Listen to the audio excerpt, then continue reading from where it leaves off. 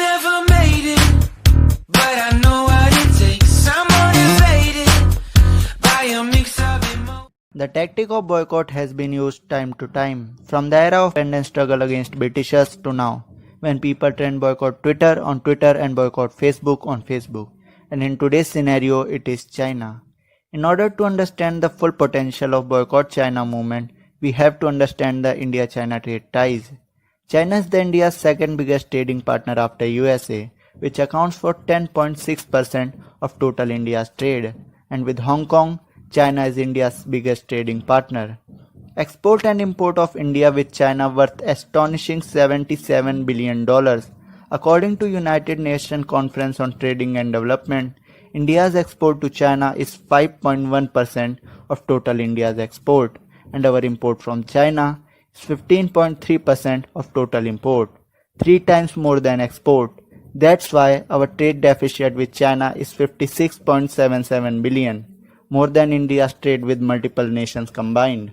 At first glance, boycotting Chinese goods seems great, but we have to understand how much China is rooted in India. Smartphone industry of China worth 2 lakh crore with 72% of market share.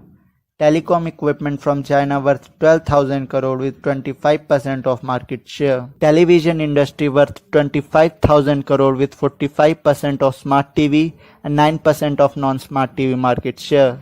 Home appliances of 50,000 crore with 12% of market share. Auto components of 43.1 lakh crore with 25% of market share. 45 crore Indians are using Chinese apps and 66% of Indians are using at least one Chinese app. Solar panels of 37,000 plus megawatt with 90% of market share. Steel of 108 plus megaton with 20% of market share. Pharma and API of 1.5 lakh crore with 60% of market share. And more or less, we can divide our imports from China into 2 categories, product and raw. Chinese apps, devices, equipments which are available for general public may count as product. According to a survey by Local Circle, 87% of the respondents said yes to the question, would you boycott Chinese goods for upcoming years? Which seems appropriate at this time. But the sale of Chinese phones says otherwise.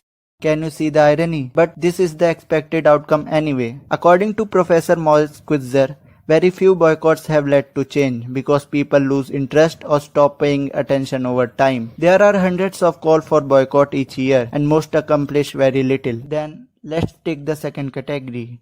What if we ban or impose high tariffs on Chinese raw imports like steel, APIs and components for several industries? After all, these contribute the most of our import. Well, banning bluntly is not a feasible option. First, it goes against WTO guidelines, and second, it may cause the collapse of several Indian industries. Then what about tariffs? Well, in this case, it may not necessarily destroy our industries, but it will hit hard. Rather, we can go for alternative nations or manufacture them in India.